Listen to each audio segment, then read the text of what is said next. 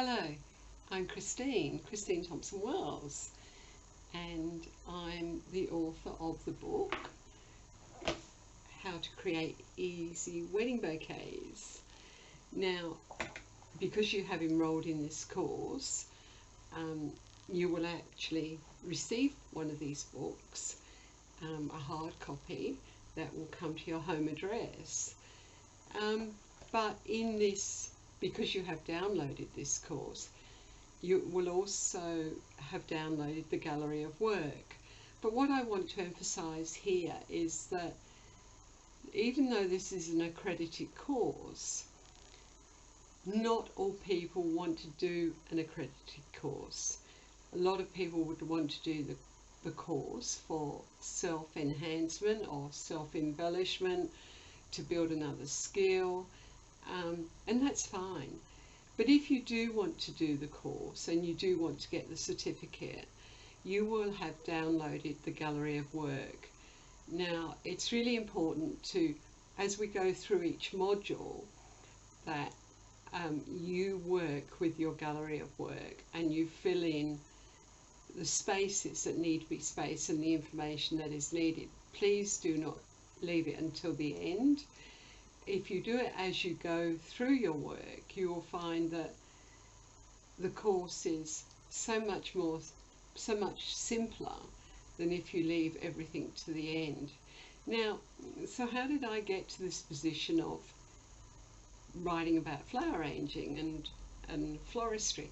Well, I trained as a florist in London, and when I left school I was just 15, so I went into that training, did 5 years. That was really quite tough. My parents came out to Australia. Once I'd finished my training, I then joined them in Australia. I've worked in many areas of floristry. I've run my own businesses, my own school. I've also had many students, not only in floristry, but I've taught psychology, and even floristry is actually psychology. People are very surprised when they hear that. But one of the things that sent me on to university was, why do people buy flowers? But I talk a bit about that a bit further on. But what I want to talk to you about is building this skill base. And when you build a skill base such as floristry, once you know that skill, you can travel anywhere and get a job anywhere. Or if you want to start your own business, you can start your own business. So this course is for those people who, they might be stay-at-home mums and dads who have beautiful gardens and they want to earn an income from working with their gardens and their flowers they grow. Maybe nurserymen and nursery women. It may be a young person who wants to learn job skills. It may be an older person who is suddenly out of work and they don't have access to many skills because they've worked in one job most of their lives. So there's many reasons why an online floristry course can be used and can be the start of a business in making an income. And even students can use these skills in creating an extra income to earn extra money to help them get through university or college. There's a whole myriad of ways that this education and training can be used. And it's with this idea of building skills, and I often have said to many of my students, if you learn a skill, don't stop. Once you've learned one skill, then move on to learning the next skill, because you know, we're living in a dynamic time when technology is moving so quickly, and jobs that were available maybe 10 years ago are not now available. So people are having to accommodate and build new skills. But the great thing about a trade like floristry is that people will always want flowers, because flowers are to meet an emotional need. And it doesn't matter how many screenshots you have on the screen of a beautiful rose or an orchid or a lily or whatever, it's not going to replace giving somebody a bunch of flowers or a bouquet of flowers. And so this is where I'm saying to you, build your business with this course, use that information, and I will keep on going through the information about building a business as we go through the course. So this course is about you, it's not about me, but I'm Christine, and I'm going to be the person that teaches you about this course and about floristry and all the little techniques that I've learned. They're not tricks, they're techniques that can help you progress very quickly into what would normally be a 3, 4 or 5 year course. So let's move on. So this is about Full Potential Training Academy, and I'm the CEO of this academy, but I'm also the CEO of How To Books. Now, Commercial Floristry Stage 1. My training in floristry goes back an awfully long time, 50 years, so it gives you some idea of my age. I am a grandmother, so and now it gives me great pleasure to write books on the skills that I've learned. So this is an introduction to wiring and wedding bouquet construction. I've actually designed this course for people who love flowers and want to learn who want to turn their love into a positive cash flow income or business. And what I'm going to say to you in the very beginning, please do not go out and rent premises. Please either develop a room in the house, a garden shed, a garage, or something that is not going to cost you money, because you are learning a new skill. Having said that, I'm still going to say to you, please keep focused.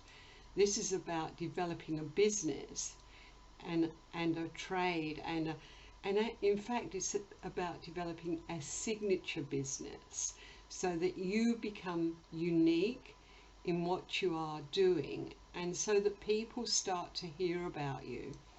So first of all, it will be your friends that you tell, and your family. And then when you do something that's really lovely, the friends or the family will tell their friends and their family. And so your business name starts to expand. So the first thing I'm going to say to you, yes, we'll go through module 1, but by the time we get to the end of this module, I want you to start thinking about designing your business. So the first thing you're going to do is look at either getting some business cards or developing the design for your business cards, so that you can actually start to build on the skills that you are now learning.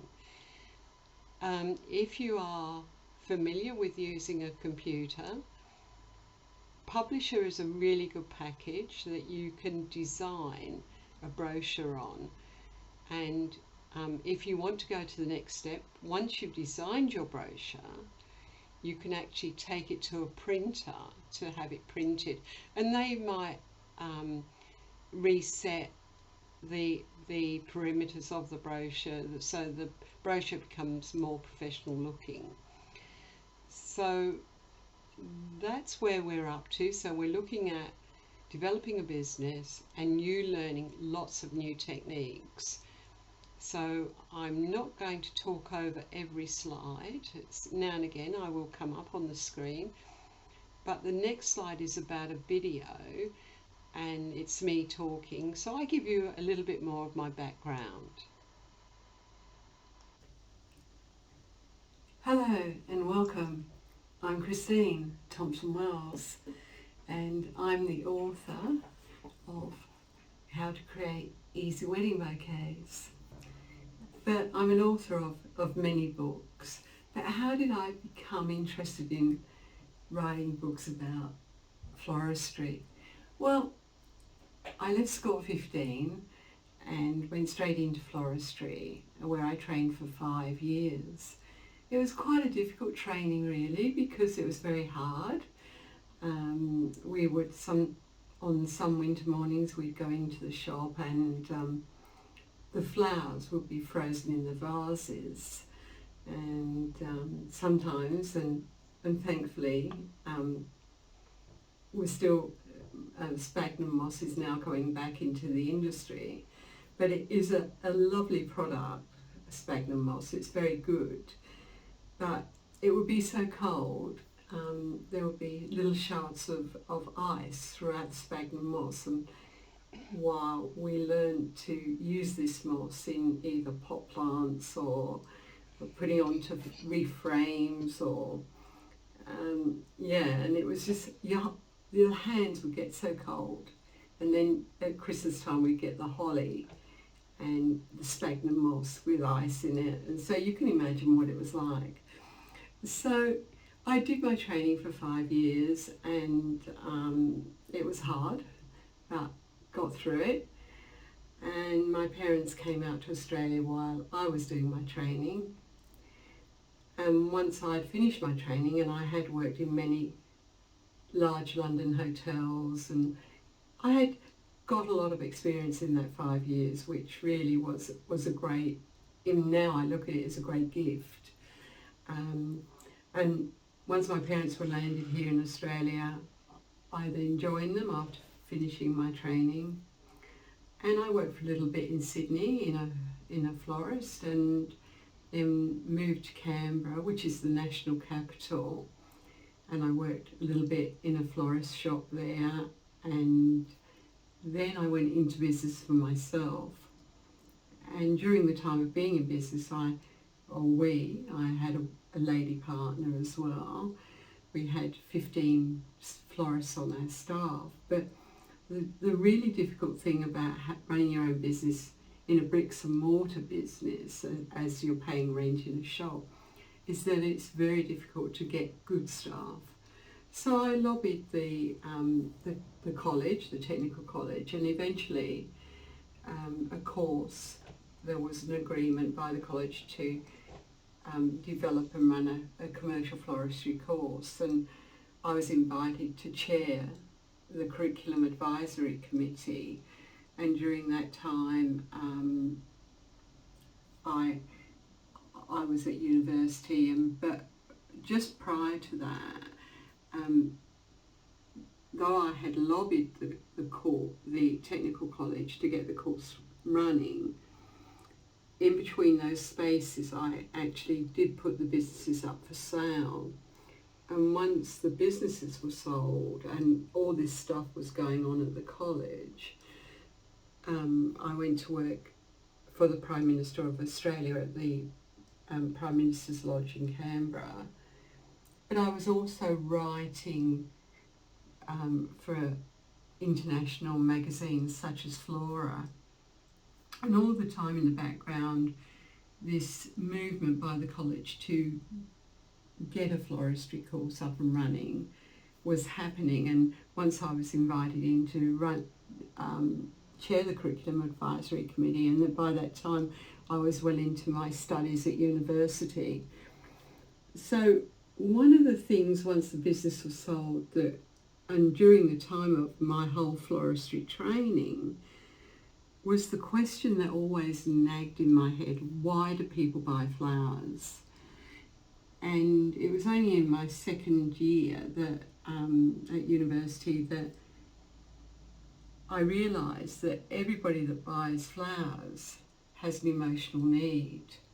So what you're going to learn with creating easy wedding bouquets is you're not only going to learn how to make that bouquet, you're going to learn about the emotion that you go through as the creator, the artist, and also the bride goes through as a woman that is going through a rite of passage. Now, a rite of passage, and this has all come into my studies, isn't only about somebody getting married, but it's also about somebody being born. It's about having a big O birthday, having a christening. And so all of these things in the emotional part of the personality of us all is the need. And in the majority of instances, it's flowers that are bought to fill that need. As in funerals, people buy flowers for not the dead, but for the living. So you're going to learn a lot more about this very dynamic and very ancient trade as we go through the course. Now, having worked in the place that I have, and having taught many students, both privately and in college, I know that every person will see the course from a different angle. So I will try to cover as much as I can in each module. But the first module we're going to do is wiring, and it's really important to get your base right, get it strong, so that you can become a versatile operator. And you see lots of mass arrangements these days, and often the florist will create something that is beautiful, and at the end of the product, have they really calculated their time, the actual retail price of the flowers used in the product, the time in going to get the flowers to make the product, the time in going in ordering wires and parafilm, and training your staff to create that product. And all this has to be built in to the end price. And I'm going to keep mentioning, please incorporate your time in the end price. Don't be in a hurry to give a bride or people ordering flowers. If it's a big order, don't be in a hurry to give them necessarily a set amount. You can, in some standard items, just give a set amount. But when it's a unique item or a unique order, you need to have the time to prepare your quotation and know that you've covered everything, because you can so easily lose money in this trade if you don't work out your time and your costing and your labour. Now, this course, and I look at learning floristry now, though it was very hard, I look at this now as a gift. And having learned what I learned over the numbers of years, and yes, it was tough and it was difficult and it was cold, but now I can look at this wonderful gift and know that I've brought into the lives of thousands of people a lot of joy, a lot of happiness. And even in the saddest of times, the flowers have helped somebody transition from one painful part of their life to another. So let's enjoy this journey together. Let's get started and have great fun. Okay, see you soon. So the objective for the course: by the end of this module, you will understand the different wire gauges, their use for different floristry products, and how you can apply different wires for different purposes. You will understand wiring in floristry and know how to apply many different techniques suitable for corsage design, headdress application, some wired wedding work, and some wreath construction. So that is the outcome that you will achieve. And I'm going to say to you again, please work constantly with your gallery of work, because it will save such a lot of time as you go through the modules.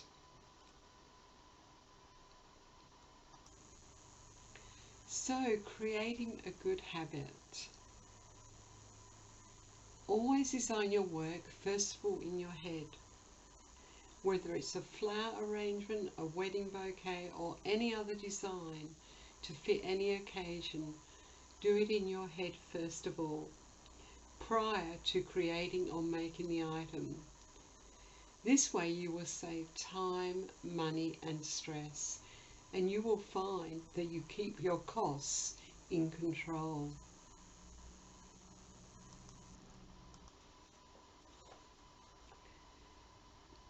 So let's look at the tools that you will start to collect. First of all, you need some really good cutting scissors, cutting ribbons, maybe pieces of tulle. There's a great range of cutting that happens in a flower shop, and mainly it's always good to have ribbons cut that aren't frayed, and you don't want to see ragged ends on ribbon. The next area is scissors. Now, I've got some very hard, heavy scissors that I do use for wire cutting, and these scissors are quite heavy, but they will cut through 18 or 20 gauge wires so easily, when sometimes it's difficult to use a pair of wire cutters. So you do need wire cutters, but you need, if you can find them, a really good pair of wire cutting scissors. The next thing are the secateurs. Some secateurs aren't very comfortable when you're using them over a long period of time. They may be too heavy, they may not fit your hand properly, they may be just uncomfortable. So make sure before you buy the secateurs that they fit comfortably in your hand. And the next thing is the knife. Now, many nursery people and a lot of European florists actually use a knife. They don't use scissors or secateurs. I've always used secateurs, but many people don't use a knife. So, but if you've got into the habit of using a knife, please always use what is best for you.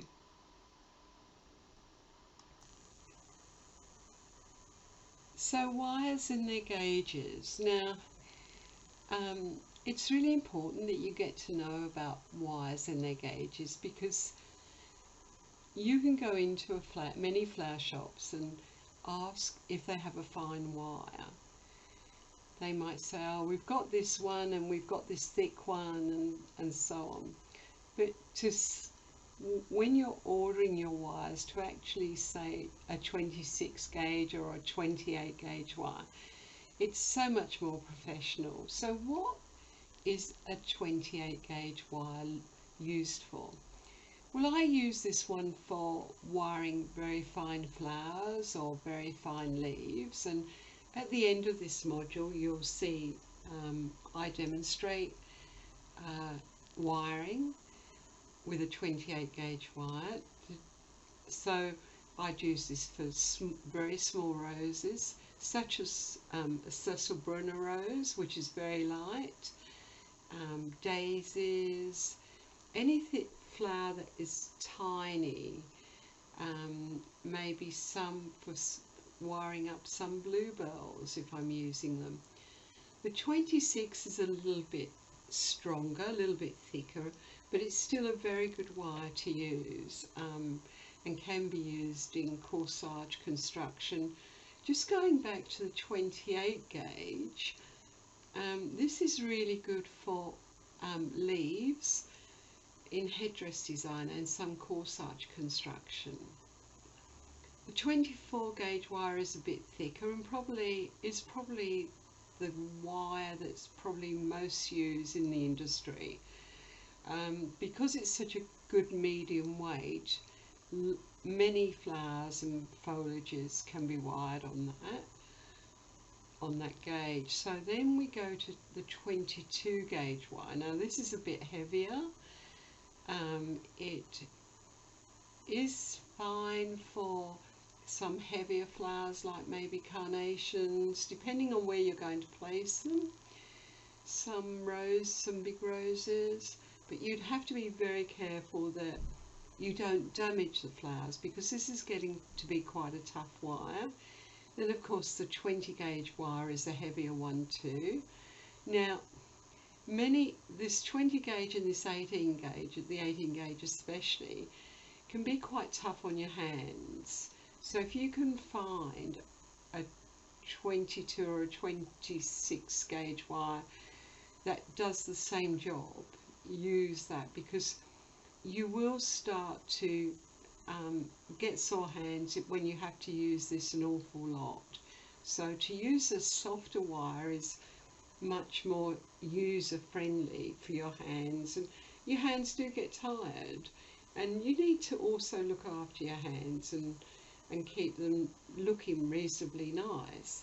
Just because you're working in what is essentially in a tough industry on hands, you still want to keep your hands and look after them, because they're going to earn you an awful lot of money. So that's the gauges of the wire, starting at 28, very fine, 26, a little bit thicker, 24, 22, 20 and 18 gauge wire.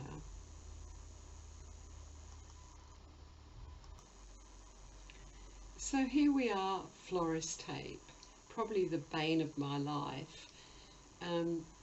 I bought 12 rolls of tape recently, and I was really quite disappointed because I started to use it and it broke quite, it just doesn't stretch. So here's a tip. When you buy your florist tape, which can be called parafilm or gutta percha, or there's a waxed base crepe paper tape, if you're going to buy parafilm, try to test the parafilm. If the parafilm has got lots of stretch in it, it's a fairly new product. But many wholesale florists don't know how long parafilm has been sitting on their shelf. So parafilm, like many rubbery products, does actually perish. And so what you will see some of the way through their videos is that the parafilm just doesn't stretch, it just breaks. And because I've been working for many years with this stuff, and it is very rare that you get new parafilm, I can actually say that, stuff that actually stretches, and it is so lovely to twist on the stem and the wire, but it is quite a rare commodity. So what you need to do is check your parafilm if you can, and this is if you go into the wholesalers. If you get it delivered to your house, you're not going to be able to check it if you've bought it online and so on. And sometimes we just have to suck it and see, because the parafilm isn't as good as we think it should be. If you do get a really good parafilm, enjoy it, because it's a great product, but it needs to be newly made. So it's used, parafilm or green tape is used in wedding bouquet construction, most wedding bouquet construction, headdress design, corsage and buttonhole making, used in some Christmas and Easter floral designs. And so you'll find that you'll use tape in many, many circumstances.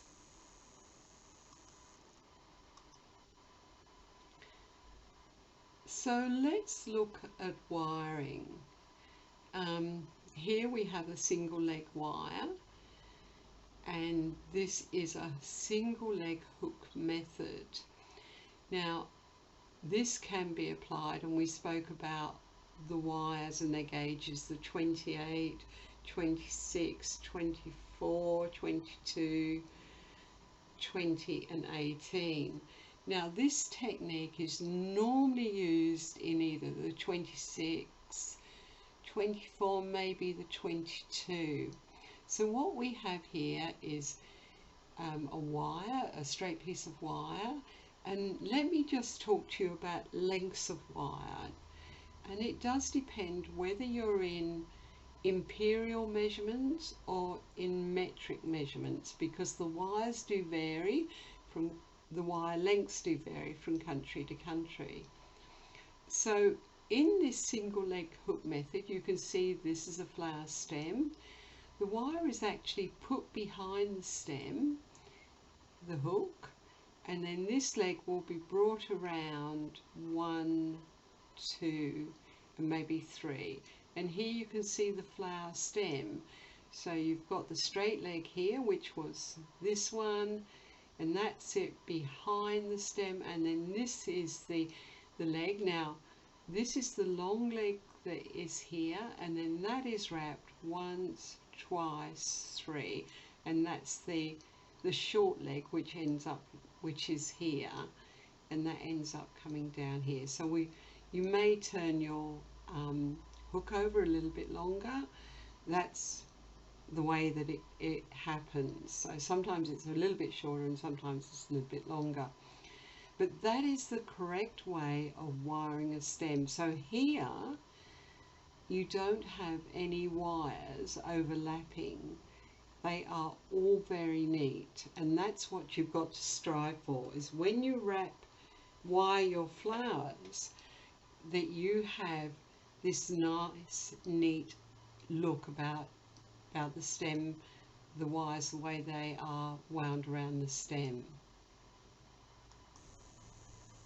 So here you can see what I was talking about in the previous slide, how the wire has been wrapped around the stem, but it's actually come over the previously wired stem, and that looks really, it's not a good habit, and it becomes sloppy. People, even when you tape this stem, it's not going to look smooth. Now the next stem, the wire that I like to use, and it's got a lot of strength in it, is the double leg hairpin wiring method. So you have your straight wire, and then it's bent into a hairpin, and then that is really, really good. You can put that behind a stem and bring one of the legs over, 1, 2, 3, and bring the leg down, and it works really, really well if you've got heavier material.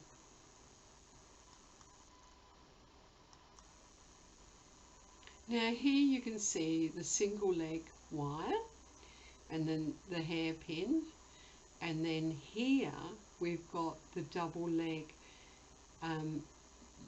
the one wire coming around both the stem and the other single leg, and I'll just remove this so that you can see both legs are coming down here, and they are about equal. Now when I've got some really heavy work, supposedly I'm using a Banksia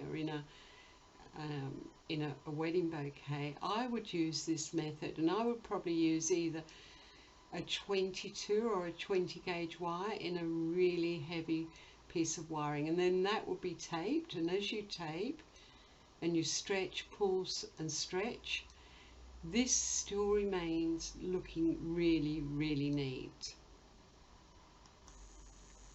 Now I love this technique. Now it's really only useful for gardenia type flowers, flowers that have quite a long calyx or an ovary. So and it's just such a secure method, and I do use this quite a lot in gardenias. So here you have the long stem of the gardenia, and this is actually, this is snapped off, because over here there are, in a gardenia as it grows, it has its sepals growing here and then the wooden stem down here, but because this is snapped off, so it looks a bit like this.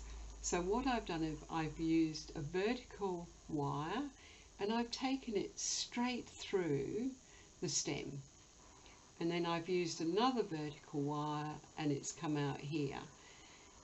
So I've pushed it straight in, and then what I do is I bring those two wires and they're parallel with the stem and the remaining wire. And this makes a very substantial, secure entry for the flower to be used in wedding work. I'm just going to remove the photo, the picture. So here, and then I would tape take my parafilm up here and bring it around and twist and pull and stretch down here. So I get this lovely strong wiring technique that stays with me while I'm making my bouquets. So previously I spoke about the calyx or the ovary. Now this is the part of the rose that we would use in wiring. Also a carnation has a deep calyx or the ovary section of the flower, and by inserting a wire, the straight wire, and pushing it straight through the ovary and bringing this leg down, it makes for a very secure wiring technique for using in wedding work, and especially when children are going to be carrying flowers, or the flower is in a space where there's going to be a lot of movement. And I want you to please keep in mind that though wedding bouquets are lovely and they're very pretty, they must be a usable product for the bride to use. They can't be something that looks beautiful and it can't be used. It's not a piece of porcelain china, it's fresh flowers that have a utility purpose.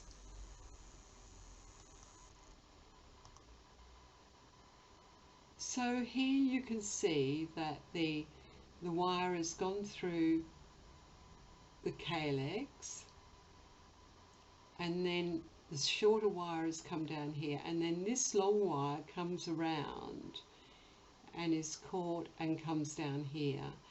Now then, that when we tape the flower ready for use, we actually take the tape up to cover the wire, and so it becomes a very neat product in itself.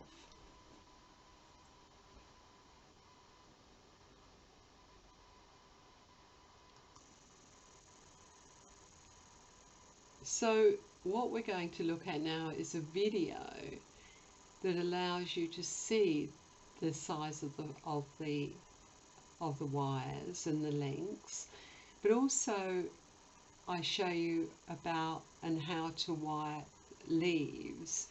So, and I'm going to talk you through this.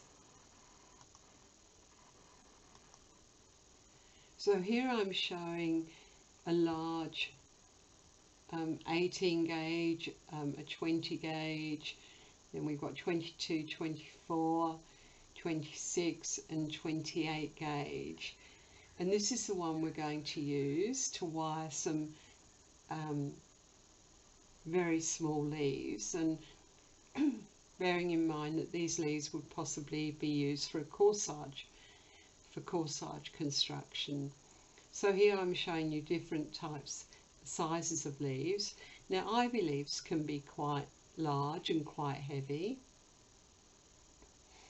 And these are a type of laurel leaf, and here is a laurel leaf, and they can be quite heavy, and they can be used in some wedding work, but not generally. So what I'm doing now is I've taken a small leaf and I insert the wire in the back of the leaf and bring the wire down, and 1, 2, wind.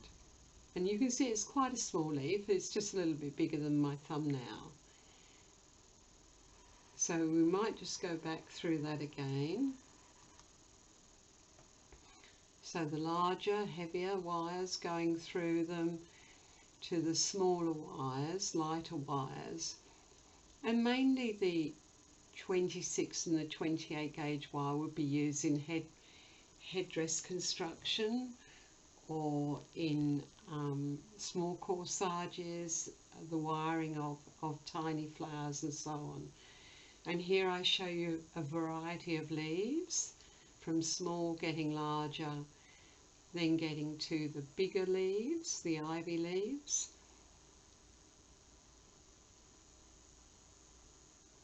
Here is a magnolia type leaf or a laurel, and this is a laurel type leaf, which can be used in some wedding work.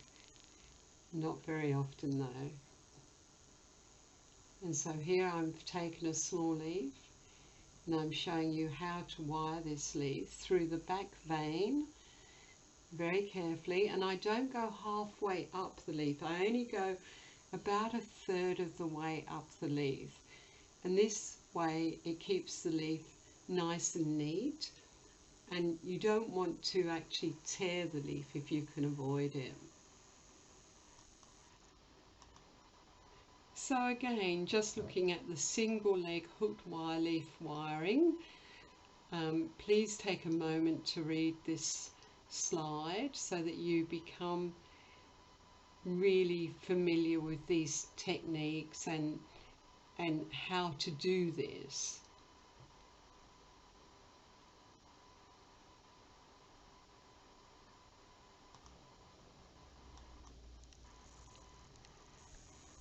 And here again I'm referring to the leaf wiring of how to insert a wire, and please note just here I've only gone up to this point. I never ever go up halfway up a leaf because quite honestly it looks ugly if you've got fine work. Just by going here you're giving the leaf enough support, but you need to have the wire that is the correct weight for the size of the leaf.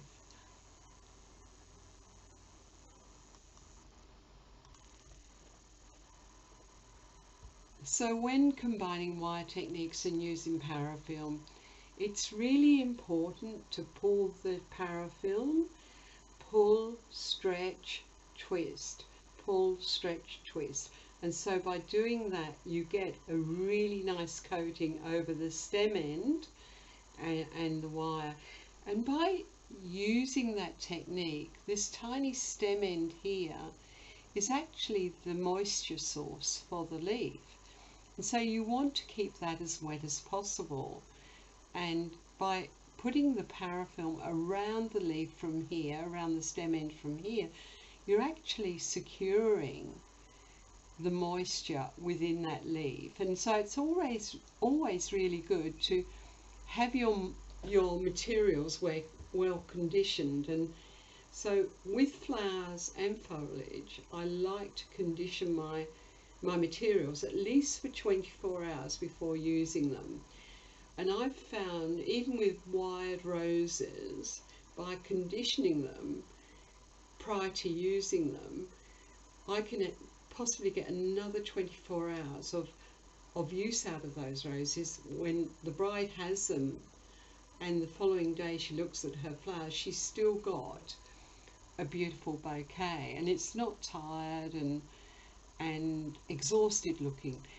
But of course then again you have to think about the flowers you're using. If you're using flowers like hyacinths and bluebells and the bulbous type of flowers, they love water, they like moisture, but they don't like moisture on their petals, and so we'll talk a bit more about that.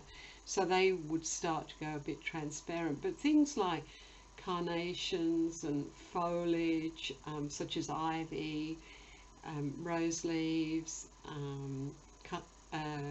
roses, anything that is fairly solid it really works well if it's well conditioned.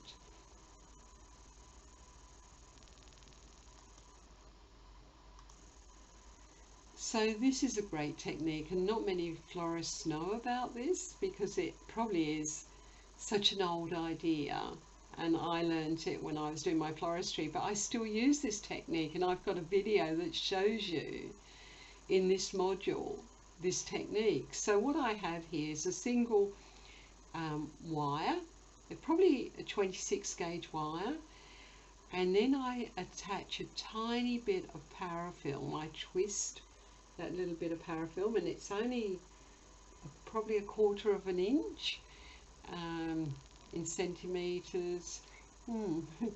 don't know how much that is, 1/4 of an inch anyway, it's probably millimetres. So, and then I turn this over, so the bend is the part that's covered in parafilm. And then that wire is inserted into the bell shape of the flower and comes through the underneath of the bell shape and is parallel with the tiny stem of the hyacinth. And this is a fabulous technique to get to know and do. And quite honestly, to do this, you can sit watching television and do these, so you've got them ready. If you're using any sort of bell-shaped flowers, even flowers that have a wider centre, you can actually use this technique. And you can, or get a junior to do this, or get somebody who's learning about wiring to do this, so that you've always got a number of these ready to go. And it's just one of those good, really hand-eye coordination jobs that can be an investment for the future. It's a great technique, and we'll go on and I'll show you a bit more about that. So here I've wired the hyacinth, and then I've run the parafilm right underneath the bell shape and come down the stem with the tape. So, and it's really nice and sharp and neat. Now the other technique is you can, if you've got using a 26 gauge wire, and these hyacinths are very light flowers, you can actually mount more than one flower on one stem of wire, on one piece of wire. And this is great for doing wedding bouquets, wired wedding bouquets. Now, I was asked by the Floral Art Guild to do a demonstration of wedding work. And so what I used was hyacinths. I just used hyacinths in this bouquet, which was possibly a little bit under a metre. And I just used thousands of these. And I use this technique of wiring. But as I said, you do need these little hooks covered in tape and ready to go. And I here have mounted three florets on the one stem. And then that stem here is taped the same way as I have done there. Now, if that stem is going to go into a vital area, I might put another wire, but I would only lie parallel. I would just insert the wire here and then tape them all together. So you've got the stem end, this wire and the other wire taped together, and it just gives a little bit more security if you're doing an all wired work. But fashion at the moment is for these big massive bouquets, but trends change, and we'll go from massive bouquets to tiny bouquets, and that's the way that fashion is. So, and it's always good to have a few skills up your sleeve so that you know exactly what to do.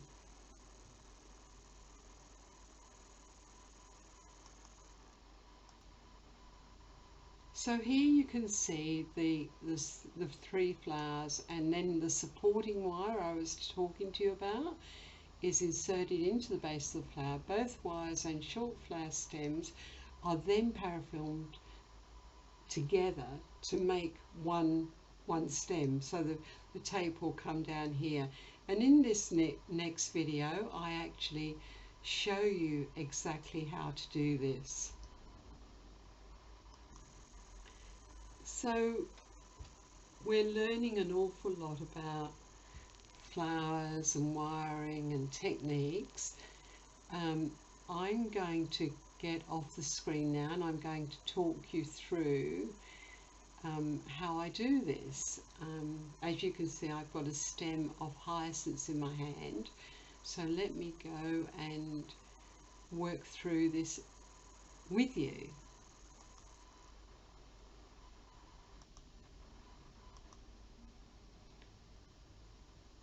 So here you can see I'm removing the stems of the small hyacinth flowers, and you can see how small they are, and I'm looking for ones that don't have any blemishes on them. I'm looking for the best flowers that I have. I have my tape here, and now I'm going to do the little hooks that I was talking to you about, and then I'm bending that hook,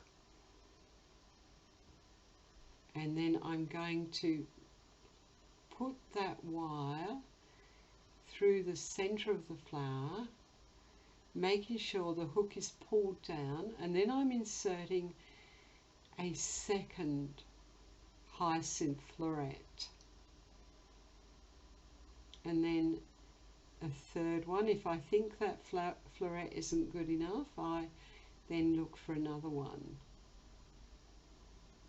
So by doing this, I know that, and I'm just using a 26 gauge wire here, and this is that stretch, pull, twist that I'm doing with the tape, and it's stretch, pull, twist, stretch, pull, twist. Now that piece of tape wasn't too bad, but I think as we go through this video, you'll see that not all of the tape behaves the same as that first piece did. And if you do get some tape that keeps breaking, it can really double up on your time, and it can make a workload just so hard. So again, I'm getting a hook, creating the small hook. Now remember, you can do these while you sit around the fire or watch TV or have a cup of coffee, and you can make these little hooks that you can use in your wedding work. And not only that, it's very good for developing that dexterity that you need in wedding work to create create bouquets. So in this one, I've only used the 2 florets. So I stretch, twist, pull. See, stretch, twist, pull. And so that one worked out really, really well as well.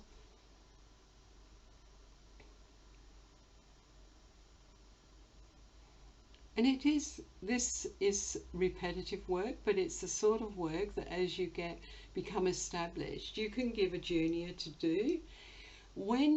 If you're living in a hot climate and you're using flowers like we are, we're pre-wiring them. Once they're wired, they really do need to go into a cold room or a colder area, supposedly on a cement base. Always be careful if you're going to put flowers into fridges that the fridge isn't too cold, because flowers are very intolerant to cold conditions. And what I just did then, I took the tiny stem off the end of the hyacinth to allow me to penetrate the bloom or the floret. So there you go, there's 3 more added to that first stem, and then I twist, pull, twist, and so we're looking at quite a number of flowers being wide. But can you imagine the volume of work if there was a piece of tape that didn't want to if you were to wire every single one of these? So I'm actually taking by doing 3 flowers together, I'm taking a third of my time, which is money. So time is money, you hear that said all of the time. And when you're running a business, you have to think, well, how can I save money on this and yet still doing a really good job? So there again,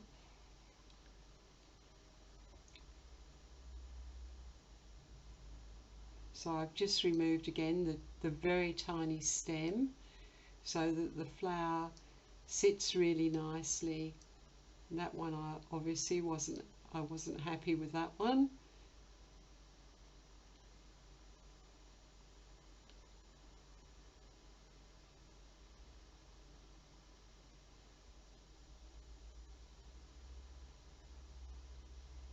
So I've got quite a number of flowers there that I'm using.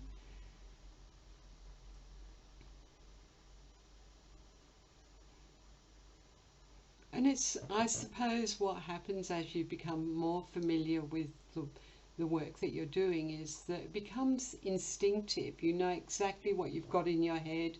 You know the exact number of flowers that you want, and that way you start to, you become the expert, because you know you are calculating, but because you've had a history of doing this, you find that as time goes on, your expertise increases. Obviously, I wasn't happy with that one, and so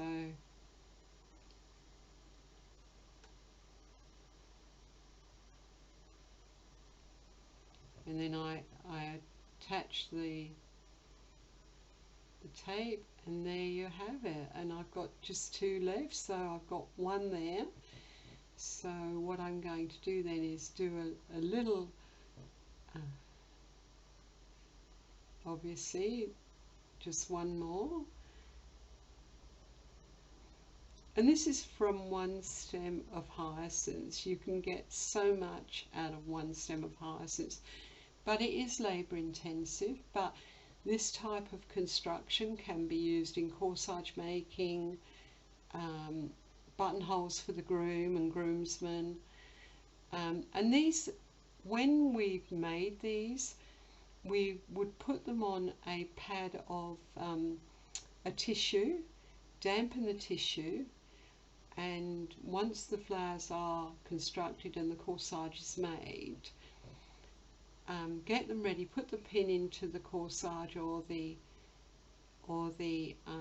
buttonhole, and then store them in the fridge on a pad of moist paper.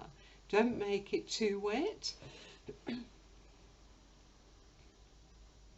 So here I've just got 1 more flower that I'm going to use. So where I'm holding those flowers now, and we will talk about this, is called the junction, and you will see that it's a very neat product. It can be used either for a mother's corsage, so cutting the wires,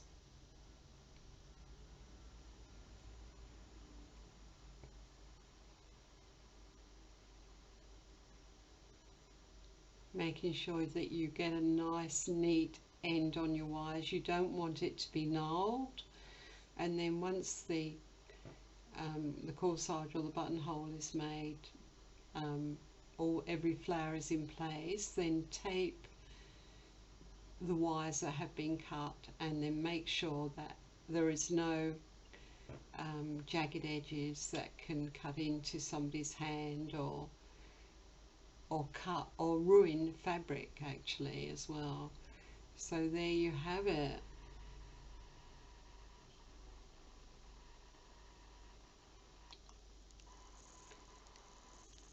So a lot of work in that little corsage, but knowing now that the corsage itself, the 1 stem of hyacinths, would probably cost between $2 to $5, and the buttonhole would probably be sold at $20. So you can see by having a little bit of a technique there, there's a lot of financial gain to be made. But it is knowing what you're doing and being confident in what you do. So let's move on to the last slide. So this is what you need to do for this module. Your goal for this module: many florist supplies can be bought online. Look under the heading of wholesale florist supply. Buy and identify the wires you will use in wired work, so you know about your wires. Practice wiring leaves of different sizes and weights. Buy green and white, if available, binding tape such as parafilm, gutta percha, or tape that meets your requirements. And I would say if you can buy parafilm, stay with that one. identify the different types of leaves you are working with and use the correct wire to secure its weight. Start to look at the different natural calyx flower structures and think, how would I wire this? So quite a bit to do. So remember to work with your gallery of work. Take as many photos as you can. Keep them because they're really great for your portfolio. It's just not a matter of you taking vanity photos. This is about your work, and this is about the progress you're going to be making over the next 12 weeks. And thank you again. I will see you at the next module, Module 2.